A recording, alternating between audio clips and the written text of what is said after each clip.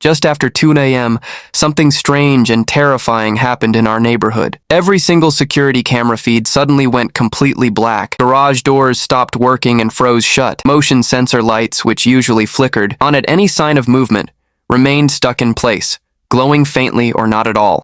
Alarms started blaring and refused to reset, no matter what anyone tried. The few brave neighbors who got out of bed to investigate found their entire security systems fried like bugs caught in an electric zapper. All this chaos was happening right in the middle of a high-speed police chase that started just after a robbery at the corner bank. And yet no one, not the police officers, not any of the neighbors, and not even our HOA president, Karen, could figure out what had caused the massive blackout until the sun came up and the damage was already done. Meanwhile, Karen was nowhere near concerned about the havoc she had caused. Instead, she was online, smiling and taking selfies right in front of my house. Why my house? Because she had just finished painting over the solar panels that power the entire neighborhood's security grid, the very system that keeps our cameras, alarms, and gates running. She had covered the panels with a fresh coat of beige latex paint, thinking she was beautifying the block, completely unaware that she had just disabled the only thing protecting us from threats outside those fancy new gates she always brags about. When my backup alarm started howling, I rushed to check the solar input on the server and found zero power. The entire grid was offline. The roof camera footage told the real story. Karen, dressed in leopard print leggings, sunglasses at night, and a visor hat, humming a bizarre mix of opera and 80s pop, painting the panels with intense focus, like she was restoring the Mona Lisa. This was no random act of vandalism. It was deliberate sabotage. 5 years ago, after a wave of break-ins in the neighborhood, the HOA had approved a community-wide solar-powered security system. No one knew exactly whose panels powered the system, which was by design to keep things safer, but in reality, it all ran through my house. I built the entire setup myself, for next to nothing, because I genuinely cared about the safety of our neighborhood.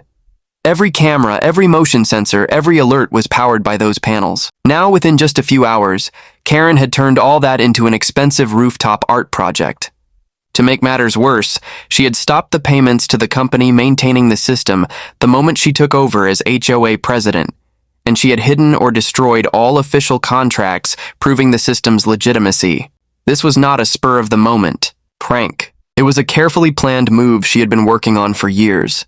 At the emergency HOA meeting that night, Karen tried to paint herself as the hero, claiming her improvements were to raise property values and make the neighborhood look better. But when I played the footage and showed the signed contracts, her facade cracked.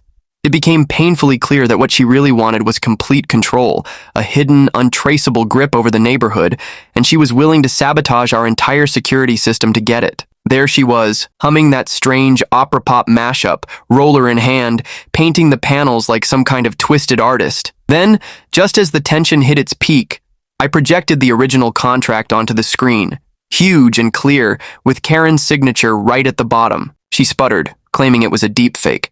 But before she could say more, Phil walked in, arms full of old board documents. The room started murmuring, and then retired Judge Wheeler stood up and called for a formal vote.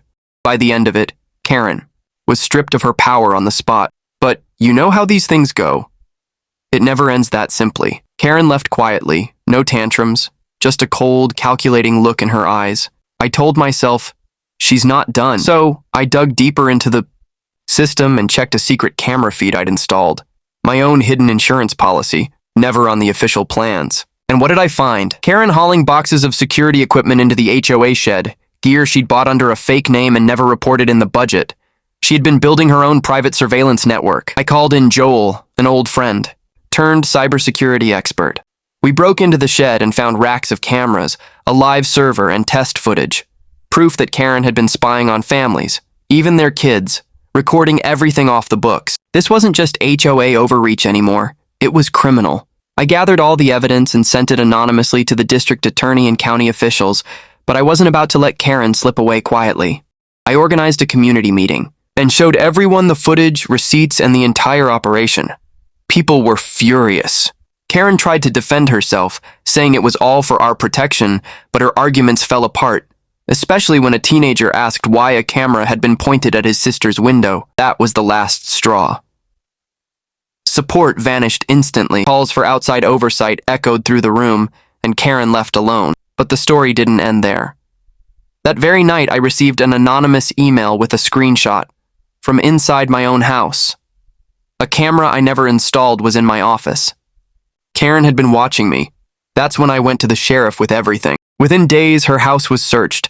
Blueprints, blackmail plans, files on nearly every neighbor. She'd been scheming to control the community through fear, secrets, and maybe even profit.